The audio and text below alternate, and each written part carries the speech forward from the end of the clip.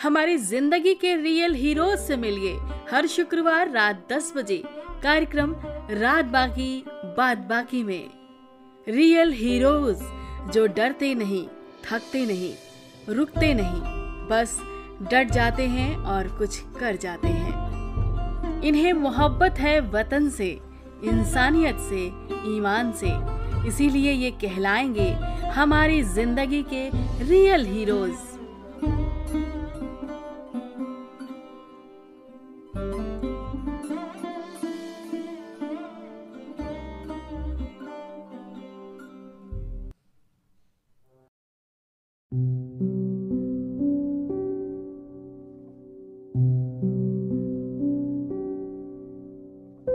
हाँ ठीक।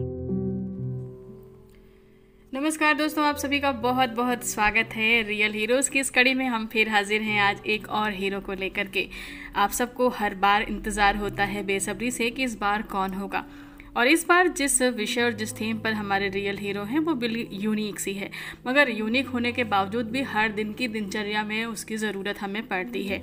तो हमने सोचा कि क्यों ना हम हर दिन कहते हैं लाइफ में हो रेडियो जंक्शन, तो दिल बोले नो मोर टेंशन।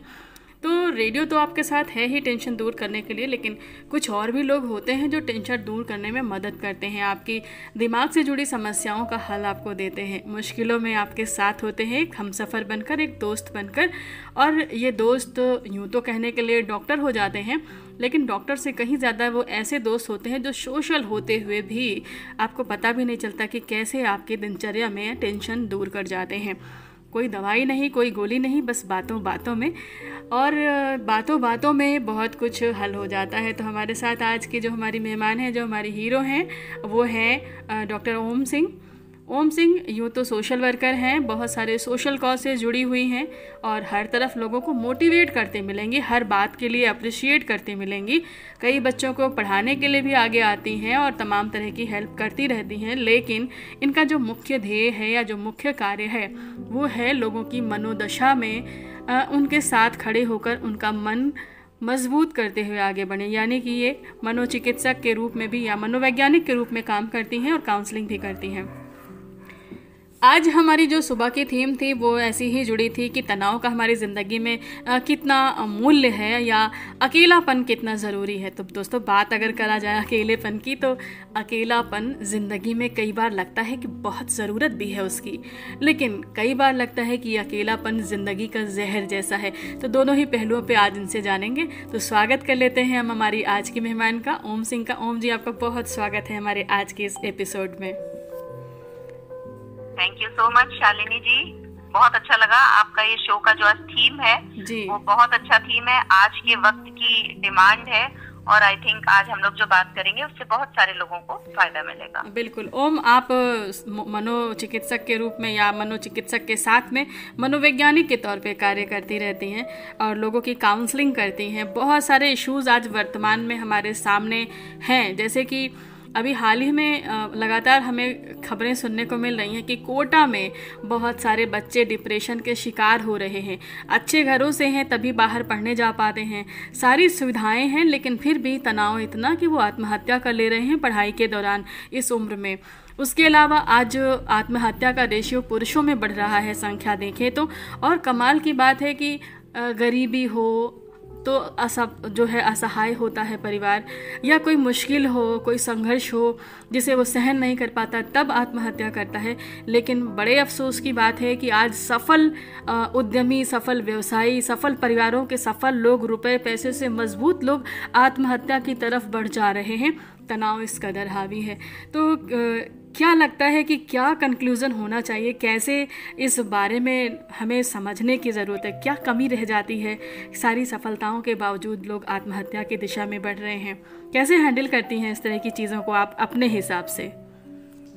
देखिए, इस तरह के जो भी केसेस होते हैं, इसमें सबसे पहले हमें फ्लैशबैक में जाना होता है। मतलब बच्चे का जब जन्म हुआ उस समय से क्या वहाँ की सर्कमस्टेंसेस रही, कैसा परिवार का माहौल रहा, क्योंकि कहते हैं ना, एक बच्चे का जो मेंटल हेल्थ की नींव है, जिसको कहते हैं बेस, वो लाइफ के पहले ही कुछ वर्षों में बन जाती है।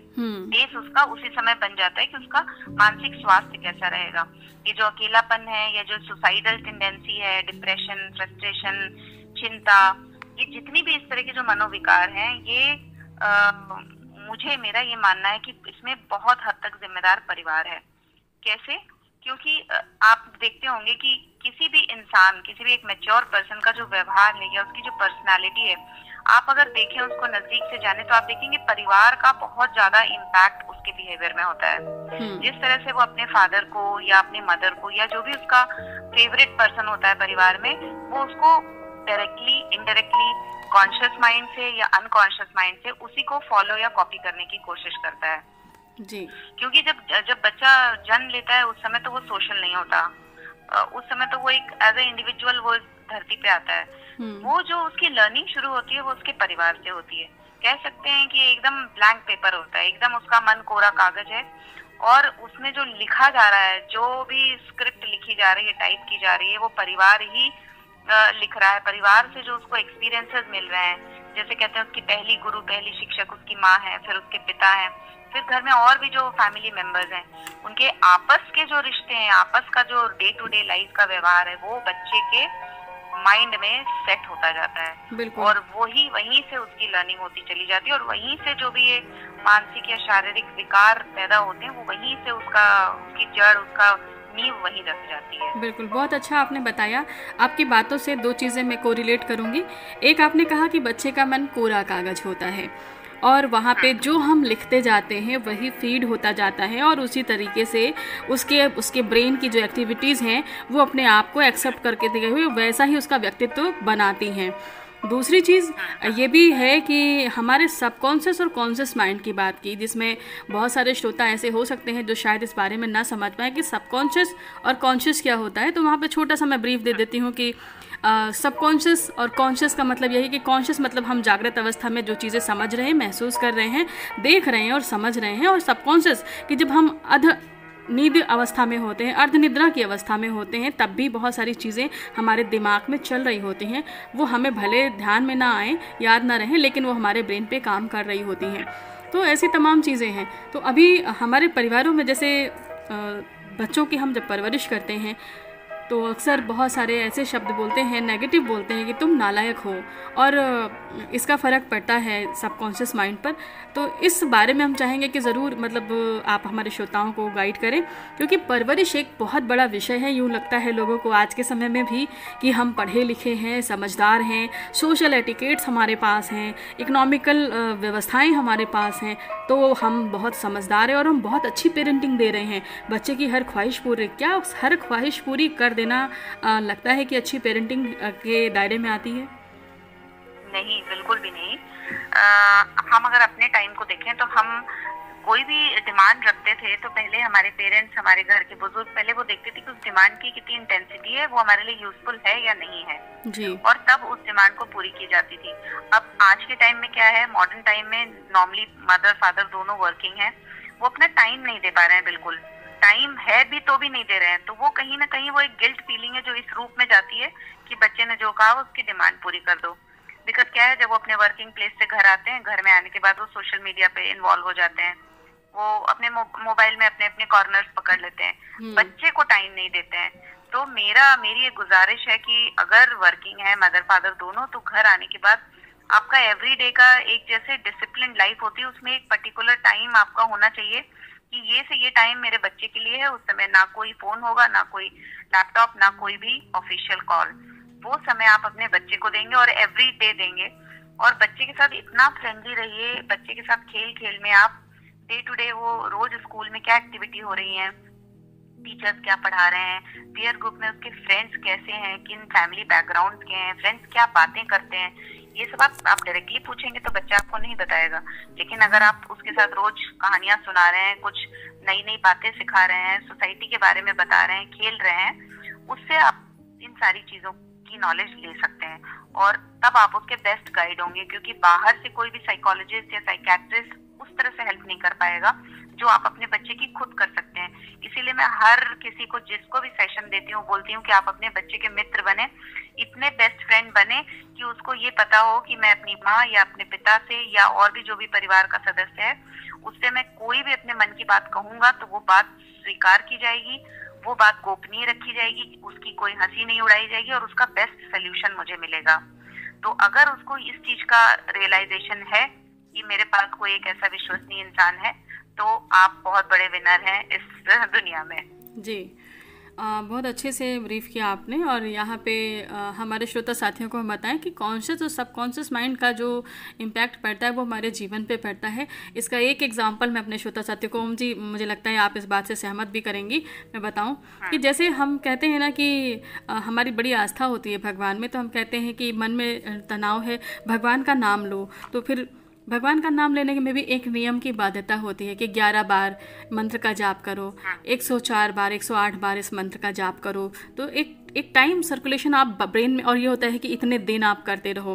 तो ऐसे ही जब हम पढ़ाई में होते तो हमें रिवीजन हमेशा डाला जाता है कि रिवाइज करो, आपको लर्निंग, और वो रिवाइज जो है प्रक्रिया जो होती है हमारे ब्रेन में लाइफ टाइम फिक्स हो जाती है। हमारा जो दिमाग है वो हमेशा अपनी लाइब्रेरी में उन चीज़ों को समेट लेता है होल लाइफ। तो ऐसे ही जब हम अपने बच्चों को डांटते हैं, मारते हैं, या अपशब्द कहते हैं, या गाली गलौज करते हैं, घर में ऐसा माहौल होता है, तो भले ही उस बच्चे के साथ नहीं हो रहा है, लेकिन वो आसपास की होती छोटी छोटी गतिविधियाँ उसके ब्रेन में रूटीन में वो रिवाइज होते होते वो भी अपने आप फीड होकर के सेव हो जाती हैं। और उसका इम्पैक्ट कब पड़ेगा ये आपको भी पता नहीं चलता। अचानक से आपको लगता है ना दोस्तों कि हमारे बच्चों को तो हमने बड़ी अच्छी शिक्षा दी है, बड़ी अच्छी पढ़ाई दी है, घर में कभी ऐसा कुछ नहीं, लेकिन कहीं ना कहीं उसके दायरे में कुछ ऐसा घट रहा होता है जो उसके मन पे प्रभाव कर जाता है, और उसका परिणाम आपके सामने होता है कि एकदम से आपका जो बच्चा है वो एकदम से बदलने लगता है। तो आपको सिर्फ घर में नहीं, उसके नेटवर्क में, फ्रेंड सर्किल में भी आपका संबंध अच्छा होना चाहिए, और उन परिवारों से भी आपका जुड़ाव होना चाहिए। उसका दायरा मतलब कुल मिला के जो भी है उस पर आप मित्र बनेंगे तभी नज़र भी रख पाएंगे, वरना सीक्रेट्स एक उम्र के बाद बच्चे बनाने लग जाते हैं, 14-15 की उम्र से। तो ये जो ब्रेन हमारा काम करता है, अपनी परिस्थितियों को मैनेज करता है, अपना स्टोरेज मेंटेन करता है, तो हमें ध्यान देना होगा, और यही सबकॉन्शियस माइंड का काम होता है। जी, एक बहुत अच्छा केस मैं डिस्कस करना चाहूंगी शालिनी जी, बिल्कुल, जिसमें सभी श्रोता सुने और इस बात को समझे। एक केस आया था, एक बच्चा था क्लास 5th का, पढ़ने में काफी अच्छा, लखनऊ का केस था। तो वो अपनी क्लास के बच्चों को ब्राइब देता था, घूस देता था कि ड्राइंग कंपटीशन है, तो जैसे ड्राइंग कंपटीशन में ग्रुप्स बनाए गए, तो वो बोलता था कि बाकी ग्रुप के बच्चों को वो बोलता था कि अगर तुम लोग हार जाओगे तो मैं तुम लोग को एक एक समोसा और एक एक पैटीज खिलाऊंगा, और हमारे ग्रुप को। लेकिन इस ग्रुप की आर्ट अच्छी नहीं थी, तो उसने ये तरीका निकाला घूस देने का कि बाकी ग्रुप्स के बच्चों को हम लालच दे दें कि हम तुमको पैटीज और समोसे की पार्टी देंगे अगर तुम हार जाओगे। तो बच्चे इतना कन्विंस हुए, क्योंकि वो मॉनिटर था बच्चा, कि उसने एक ग्रुप के बच्चे कलर नहीं लाए, दूसरे ग्रुप के बच्चे ब्रश नहीं लाए, तो इस तरह से बाकी ग्रुप के बच्चे हार गए और वो ड्राइंग अच्छी ना होने के बावजूद जीत गए। तो ये जो घूस देने की, ड्राइव देने की टेंडेंसी थी, ये जब बात हुआ तो पता चला कि इनडायरेक्टली मैं बताना चाहूंगी कि फैमिली में इस तरह की एक्टिविटीज होती थी जो बच्चे ने अपने आप सीख ली थी, अपने आप ग्रास्प कर ली थी, और उनको लग रहा था कि मेरे बच्चे ने इतनी गलत चीज कैसे सीखी, हमने तो कभी ऐसा, ये जरूर इसके फ्रेंड सर्कल में होगा। लेकिन वो बच्चा तो परिवार से सीख के आ रहा था। तो इसीलिए मैं ये बात बार बार बोलती हूँ कि घर की जो संस्कृति है, जो रहन सहन है, जो धार्मिक पृष्ठभूमि है, वो बच्चों पे बहुत असर डालती है। जिन घरों में आपस में लड़ाई झगड़े होते हैं, अब्यूजिंग लैंग्वेज यूज की जाती है, कॉन्फ्लिक्ट होते हैं, आपस में परिवार के लोगों में टकराव तनाव ये होते हैं, वहाँ के बच्चे भेज तो दिया जाता है कि बच्चों आप दूसरे रूम में जाओ, लेकिन बच्चे सब सुनते रहते हैं, सब ओवरहर्ट करते रहते हैं, और वो सब उनके वही माइंड में, कॉन्शियस अनकॉन्शियस सबकॉन्शियस माइंड में लेयर बाय लेयर, परत बाय परत वो जमता जाता है, बनता जाता है, और ये उसके व्यवहार में इतना फर्क पड़ता है कि एडोलेसेंट एज में, किशोरावस्था में, यहाँ तक कि मैरिड लाइफ में भी बहुत नेगेटिव इम्पैक्ट आता है। तो प्लीज अपने बच्चों को शुरू से ही बहुत प्यार से रखें, आपसी रिश्ते बहुत अच्छे रखें, आपस में अच्छी बातें करें, मीठा बोलें, मन में प्रेम और स्नेह रखें। जैसे कि मैं हमेशा सबको बोलती हूँ कि जुबान पे शुगर फैक्ट्री पैदा करके रखो, मीठा बोलो, और हार्ट में लव फैक्ट्री रखो, स्नेह और प्रेम रखो सबके लिए, और माइंड में आइस फैक्ट्री बना के रखो, दिमाग को ठंडा रखो। आप ईगो मत रखो, आप बहुत हाई एक्सपेक्टेशंस मत रखो, प्रैक्टिस करोगे, जब आप मेडिटेशन करोगे तो धीरे धीरे अपने आप नॉर्मल और कूल होते जाओगे। आप देखिए जितने भी बड़े बड़े लोग हैं वो सब कितने विनम्र, कितने डाउन टू अर्थ, कितने कूल हैं। क्यों? क्योंकि आपके अपने लिए बहुत इंपॉर्टेंट है। आप जितना ज्यादा अकड़ के खड़े होंगे उतना आंधी तूफान में आपको प्रॉब्लम आएगी, और जितना झुकते जाएंगे उतना आप सस्टेन करेंगे अच्छे से। इसीलिए कहा गया है कि फ्लेक्सिबिलिटी बहुत ज़रूरी है। आप जितना बढ़ते जाएं उतना भी लचक आप में बहुत ज़रूरी है, हिंदी में कहें तो क्योंकि लचक आपको परिस्थितियों के हिसाब से मैनेज करने की क्षमता देती है।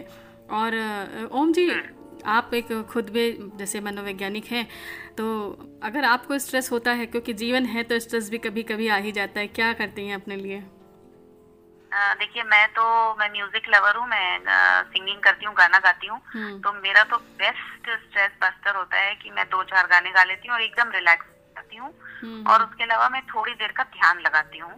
मेरा पेंट हाउस है, मैं उसमें मैंने बहुत अच्छा गार्डन बनाया हुआ है, उसी के बीच में जाके बैठ के शांति से मैं एकदम अपनी ब्रीदिंग पे, अपनी जो सांस ले रही हूँ छोड़ रही हूँ उस पर ध्यान देती हूँ और एकदम शांति से योग मुद्रा में बैठ जाती हूँ। उससे मुझे बहुत आराम मिलता है। तो जब भी जिसको भी स्ट्रेस हो वो अपनी मनपसंद चीजें करे। किसी को बच्चे के साथ खेलना पसंद है, किसी को गाना गाना पसंद है, किसी को डांस करना पसंद है, किसी को जानवरों के साथ टाइम बिताना पसंद है, किसी को गार्डनिंग करना पसंद है। तो जो अच्छा लगता है वो करिए। देखिए आपको बहुत अच्छा लगेगा। बहुत लोगों को नेचर में पानी के आसपास जाके बहुत रिलीफ मिलता है, बहुत मेंटल सेटिस्फेक्शन मिलता है। तो जो अच्छा लगता है लाइफ में वो करना चाहिए। कंपल्सिवली काम नहीं करना चाहिए। ये मैंने भी अपनी लाइफ में सीखा। अगर आपका कहीं जाने का मन नहीं है या किसी काम को करने का मन अंदर से मना कर रहा है, आप उसको मत करिए और आप देखिए आप कितना रिलैक्स फील करेंगे।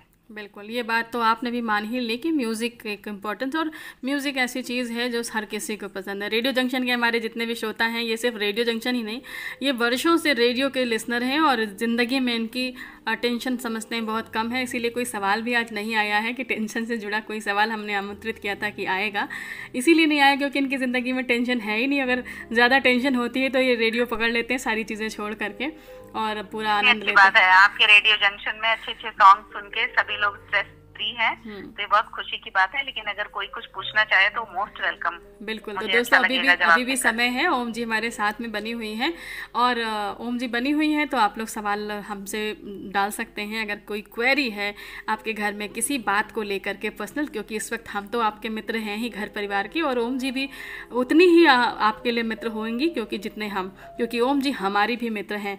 तो कुल मिला के ये मित्रों की संगत जो 5 बैठी हुई है हमारे साथ में, यहाँ पे दिल खोल के आप अपने परिवार से जुड़ी समस्याओं से सवाल पूछ सकते हैं और हो सकता है कि कोई हल अच्छा सा आपको ज़रूर मिले। और शालिनी जी, आपके पोस्ट में मैंने देखा था किसी ने एक सवाल लिखा था जी कि मुझे किडनी की प्रॉब्लम है और मैं एसिडिटी बहुत फेस कर रहा हूँ जी। इसी एक सवाल पे मेरी नजर पड़ी थी, उसके बाद मुझे समय नहीं मिला। तो मैं ये जो भी जिन्होंने ये सवाल पूछा है मैं बताना चाहूंगी। एसिडिटी के लिए देखिए बहुत मेंटल हेल्थ पे स्टमक का यानी कि डाइजेस्टिव सिस्टम का, पाचन तंत्र का डायरेक्ट प्रभाव पड़ता है। आप देखिए कभी आपको स्ट्रेस हो या आपको एग्जाम की बहुत टेंशन हो या किसी भी चीज से रिलेटेड आपको स्ट्रेस हो या टेंशन हो, तो आप देखिए आपके पेट में एक अजीब सी डिस्कम्फर्ट शुरू हो जाएगी। किसी को तो लूज मोशन आने लगते हैं, किसी को पूरा पेट भर जाता है, एसिडिटी हो जाती है। तो मानसिक तनाव का, मेंटल हेल्थ का पेट से डायरेक्टली उसका कोरिलेशन है। तो मैं एसिडिटी के लिए बताना चाहूंगी कि अगर आपको एसिडिटी रहती है तो आप सुबह उठने के बाद 1 चम्मच मुलेठी पाउडर, नॉर्मल पानी, गर्म पानी यूज नहीं करना है, नॉर्मल पानी के साथ 1 चम्मच मुलेठी पाउडर आप रोज लेना शुरू करिए। आप देखिएगा 3 से 4 दिन में आपकी एसिडिटी खत्म हो जाएगी। और उसके अलावा दिन भर में आप जब भी खाना खाते हैं, आप खाने के जस्ट पहले कौर में अदरक का 1 छोटा टुकड़ा खाइए, अदरक का छोटा टुकड़ा, और अगर वो नहीं है तो थोड़ा सा सौंठ यानी कि सूखे अदरक का पाउडर आप वो अपने खाने के साथ ले लें। उससे भी आपको बहुत फायदा होगा। अदरवाइज जितने बार खाना या नाश्ता करते हैं उतने बार आप सौंफ खाएं। ये तीनों चीज अगर आप करेंगे तो धीरे धीरे आपकी एसिडिटी परमानेंट खत्म हो जाएगी। और एसिडिटी के लिए जो लोग एलोपैथी दवाएं लेते हैं, पेंटोसिड या और दूसरी दवाएं, वो बहुत नुकसान करती है, वो किडनी खराब कर देती है। तो प्लीज मैं ओपनली बोल रही हूँ कि ये एलोपैथी मेडिसिन मत लीजिएगा एसिडिटी में। 1 चम्मच सुबह सुबह खाली पेट मुलेठी पाउडर नॉर्मल पानी से, सौंफ और अदरक खाना खाने के साथ। अगर आप ये लेते रहेंगे और बहुत तेल मसाला और जंक फूड नहीं खाएंगे तो आपको एसिडिटी की प्रॉब्लम आपकी खत्म हो जाएगी, और तब आप मुझे जरूर बताइएगा।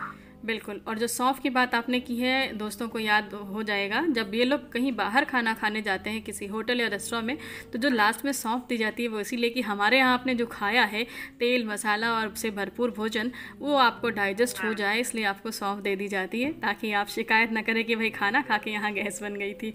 तो ये इलाज भी साथ में देते हैं। और एक सवाल और आया है ओम जी हमारा, बेल पहाड़ उड़ीसा से हैं देवराज सिंह देव। इन्होंने सवाल पूछा है कि डॉक्टर ओम जी से मेरा एक सवाल है, अपनों के प्रति जैसे अपनी वाइफ या अपना लड़का के प्रति नेगेटिव थॉट क्यों आते हैं?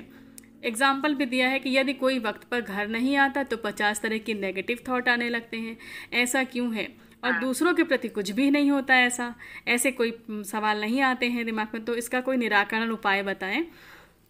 ये सवाल है बेल पहाड़ उड़ीसा से। स्वाभाविक है जी। हाँ जी, उड़ीसा से आपने सवाल पूछा है, बहुत अच्छा सवाल है। देखिए, हमारा एक खून का रिश्ता होता है, ब्लड रिलेशन होता है, और जिनसे हमारा ब्लड रिलेशन, हम उनकी केयर करते हैं, हमें उनकी परवाह होती है, हमें उनसे प्रेम होता है, हमें उनसे स्नेह होता है, तो उनके लिए परवाह होना तो बहुत ही लाजमी है, जेन्युइन है।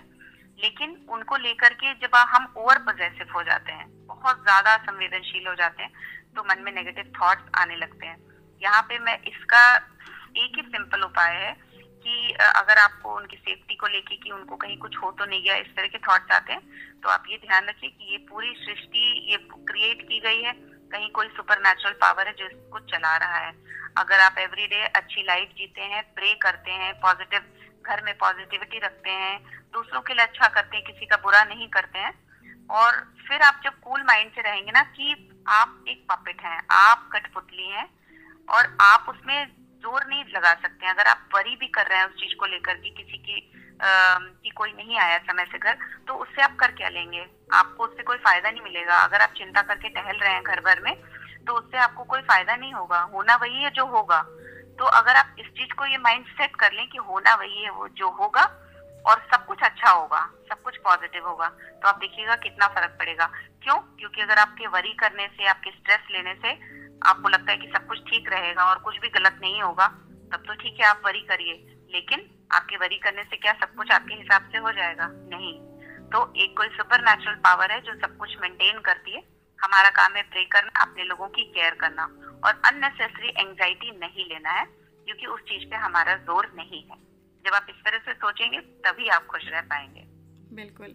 और दूसरा प्रयास ये कर सकते हैं कि आप जिनके लिए इतने फिक्रमंद हैं, क्योंकि हमें पाने में फोन कर लें। हाँ, पाने में डर नहीं होता है, खोने का ही डर होता है, इसीलिए हमें नेगेटिव थॉट आते हैं कहीं कुछ हो गया तो, हम खो गए तो। क्योंकि हम एक मनुष्य तो है मगर बड़े सेल्फिश होते हैं कि हम अपना खोना नहीं चाहते, हम स्वार्थी होते हैं। अगला खो गया तो कितना लॉस होगा, हम अकेले हो जाएंगे, हमारा परिवार बिखर जाएगा, बहुत सारी चीज़ें होती हैं। सबसे बेहतर बात है कि सबको एक स्पेस दें और अपने परिवार को मन से इतना सशक्त रखें कि वो कहीं भी जाएं तो वो खुद भी जिम्मेदार हो कि अगर कोई घटना दुर्घटना भी होती है तो वो खुद आपको अपडेट करेंगे, और उस समय की परिस्थिति को मैनेज करने में भी वो सक्षम हो। चाहे हमारे बच्चे घर से बाहर निकलें, इतना हमें तैयार करके ही बाहर छोड़ना भी चाहिए घर परिवार में सभी को, तो ये टेंशन थोड़ी सी जो है कम होगी। और ये जो आपने सवाल की बात की थी गैस और एसिडिटी वाली, ये अभिजीत गवानकर जी हमारे श्रोता साथी थे महाराष्ट्र से, उमरखेड़ से, और इनका ट्रांसप्लांट हुआ है किडनी का 2015 में, और इनको आजकल मुंह में टेस्ट नहीं मिलता है, खाना बहुत कम हो गया है, इसलिए गैस वाली समस्या की बात थी, इसका इलाज उन्होंने पूछा था। तो ट्रांसप्लांट के बाद उसी का मैंने बताया था जी, वो मुंह का टेस्ट इसीलिए जाता है जब एक्सेसिव एसिडिटी होती है। तो आप देखेंगे आपकी जो जीभ है, टंग है, उसमें भी प्रॉब्लम आती है। जीभ आपको अपने मुंह में जो आपकी जीभ है, टंग है, उसी से पता चल जाता है कि पेट में कितनी गड़बड़ी है। अगर आपकी टंग एकदम क्लियर रहती है, पिंकिश रेडिश रहती है, तो इसका मतलब आपका स्टमक ठीक चल रहा है। लेकिन अगर आपकी जीभ में एक लेयर सी बनती है, येलोइश, व्हाइटिश, या कभी थिकनेस लगती है, कभी छोटे ब्लिस्टर्स आते हैं, उससे क्या है, मुंह का टेस्ट भी जाता है। वो जब एसिडिटी ज्यादा होती है तभी ऐसा होता है। जैसे धीरे धीरे इनकी एसिडिटी, उसी सवाल का मैंने ये जवाब दिया था, जैसे धीरे धीरे आपकी एसिडिटी खत्म होगी, आप मुलेठी पाउडर सुबह लेना शुरू करेंगे, सौंफ का आप ज्यादा खाना शुरू करेंगे, और खाने के साथ एक छोटा टुकड़ा अदरक खाना शुरू करेंगे, तो आप देखेंगे धीरे धीरे करके आप एसिडिटी कम जैसे जैसे होती जाएगी, आपके मुंह का टेस्ट अच्छा होता जाएगा। बहुत बढ़िया जानकारी दी। हमारे कृष्णा धाबी जी हमारे श्रोता साथी हैं, ये फीडबैक दे रहे हैं कि बहुत अच्छी जानकारी दी जा रही है और बहुत अच्छा विषय और बहुत अच्छा प्रोग्राम चल रहा है। बहुत शुक्रिया कृष्णा जी आपका कि आप लोग सुन रहे हैं और बहुत फीडबैक दे बहुत रहे हैं। शुक्रिया।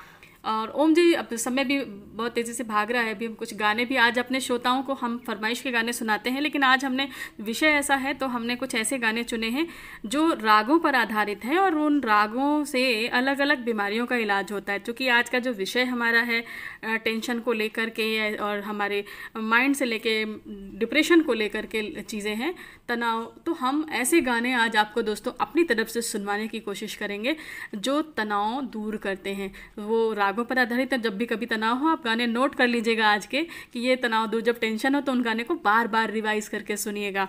तो ये एक विशेष आज के लिए हमारी तरफ से तोहफा है। और ओम जी, चलते चलते मैं एक सवाल और पूछूंगी कि आज हम बड़े लोग तो थोड़ा मैनेज कर लेते हैं, जब अगर कभी भी लगता है डिप्रेशन, तो ऐसी परिस्थिति में तनाव में क्या करने की ज़रूरत है? सबसे पहले हम क्या करें अकेलापन ये खास सवाल तौर पे? बच्चों के लिए है या मैच्योर लोगों के लिए है? हम सभी को कंक्लूड कर लेते हैं, बड़े लोगों की बात पहले कर लेते हैं फिर बच्चों की बात पे आते हैं। क्योंकि बड़े लोग जो है, जीवन हमारी भाग भाग का है, कई बार हम इतना थक जाते हैं मन से और लगता है कि इतना कुछ करने के बाद कुछ भी नहीं है, सब कुछ वैसी ज़िंदगी में कोई पर मतलब हमें सब कुछ अच्छा होते हुए अचानक से ऐसा लगने लगता है। कई बार मैं खुद भी ऐसा महसूस भी करती हूँ, तो मुझे लगता है और भी लोग करते होंगे। ऐसा लगता है जैसे कि ज़िंदगी में कुछ है ही नहीं, हम बेवजह भाग रहे हैं, इतना बेवजह इतना कुछ कर रहे हैं। सुकून से बैठ जाए, एकदम ना खुशी का एहसास है, ना गम का एहसास है, ना कोई एक्साइटमेंट है, मतलब फीलिंग लेस हो जाते हैं उस समय में। तो ऐसी सिचुएशन कई बार हावी जब होने लगती है, तब ऐसी सिचुएशन में जो लोग तो जान रहे हैं, इन सिचुएशंस को जानते हैं, तो उन्हें पता है कि क्या करना चाहिए, करते हैं।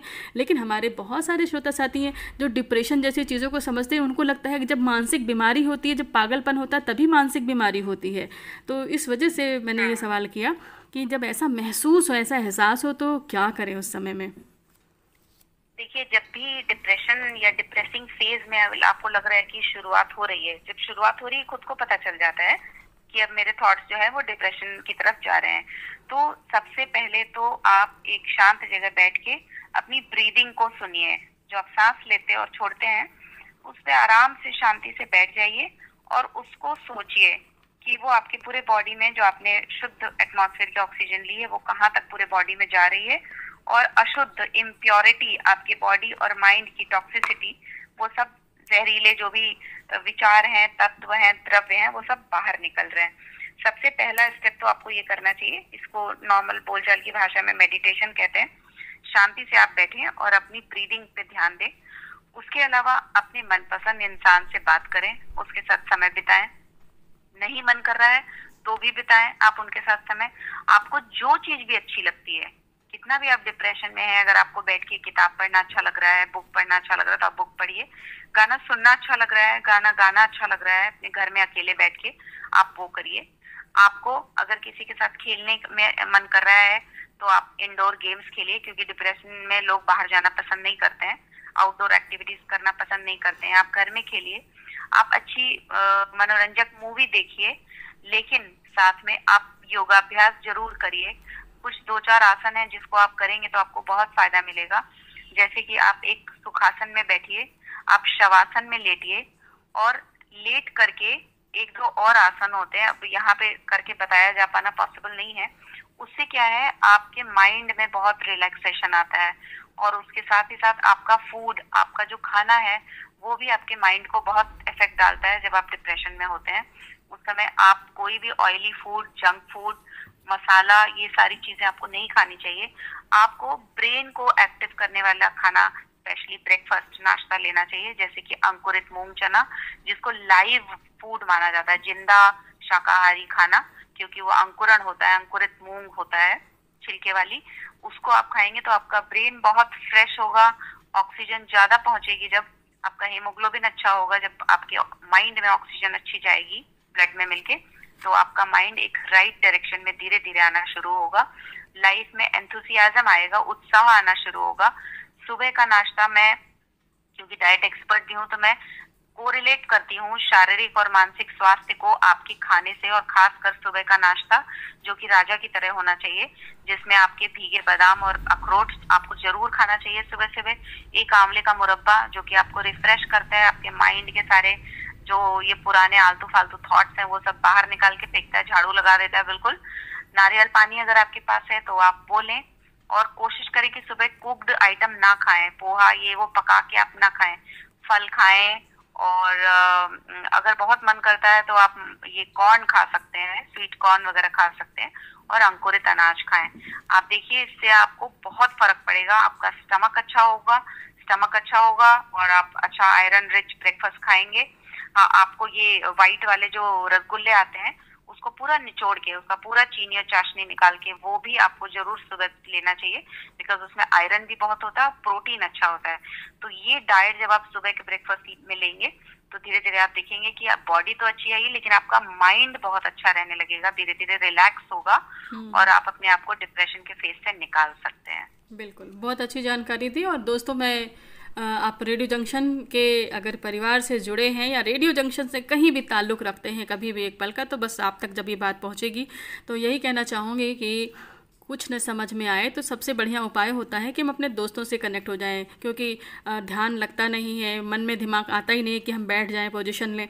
तो उस वक्त जब अकेलापन हो या लगे कि अब मर ही जाना अच्छा है, ऐसी सिचुएशन में जो आपको लगता है कि किसी एक पे भरोसा करते हैं या कोई एक है कि जिसे लगता है कि हम मर भी जाएंगे तो उसे दुख होगा, यही ख्याल करके आप उससे एक बार बात कर लीजिए, क्योंकि ये थॉट्स कुछ सेकंड्स के होते हैं। अगर आप उससे बात करेंगे तो हो सकता है कि उससे बात करने के बाद मूड चेंज हो जाए या माइंड डाइवर्ट हो जाए और वो घटना घटने से घट जाए।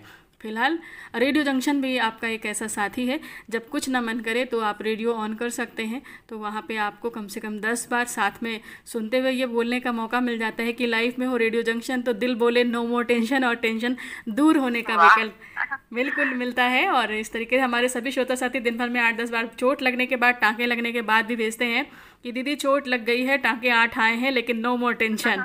तो ये जो कॉन्सेप्ट है मुझे बहुत अच्छा लगता है कि हमारे श्रोता साथियों ने हमारे इस ध्येय वाक्य को जीवन में जो है उतारा हुआ है। लोग मेडिटेशन में मंत्र जपते हैं और लोग हमारे श्रोता साथी जपते हैं नो मोर टेंशन, तो ये रिलीफ देता है। तो आप इसको भी अपना उपाय बना सकते हैं और अपनी परेशानी हम तक पहुंचाएंगे तो ओम जी जैसे तमाम साथी फिर जुड़ेंगे आपसे, और आपके लिए हमेशा हमारी टीम, हमारे साथी और हमारे हीरोज़ उपलब्ध रहेंगे आपकी समस्या में एक दोस्त बन करके। तो यहीं पे हम अब ओम जी को इजाज़त भी देते हैं, क्योंकि अब आपकी घड़ी है आपके गीतों की, जो गीत आज हम स्पेशल पहुंचा रहे हैं। थैंक यू ओम, आपने समय दिया, निकाला और बात की। तो कई बार क्या होता है कि बातें तो बहुत सारी हम लोग जानते हैं, लेकिन जब एक्सपर्ट बात कोई बताता है तो उसकी वैल्यू बढ़ जाती है, और ये वैल्यूएबल बातचीत आपके साथ हुई, इसके लिए बहुत शुक्रिया, बहुत आभार आपका। और कार्यक्रम में आगे बढ़ने के साथ जुड़ करके जी, कार्यक्रम में आगे बढ़ने के साथ ओम जी आपसे रिक्वेस्ट है कि आगे के कार्यक्रम में आप कंटिन्यू बने रहें, सुने मतलब, क्योंकि अब जो हम गाने सुनवाने जा रहे हैं वो गाने रागों पर आधारित हैं, और वो राग भी जो हैं वो हैं ऐसी जो टेंशन को दूर करती हैं। बिल्कुल सुनूंगी जी, बहुत शुक्रिया ओम जी। हम अब ले रहे हैं एक छोटा सा दोस्तों में ब्रेक। सभी और सुनने वालों को और शालिनी जी को बहुत बहुत धन्यवाद, सभी सुनने वाले श्रोताओं को और शालिनी जी को जी बहुत बहुत धन्यवाद। Radio junction, no more tension, radio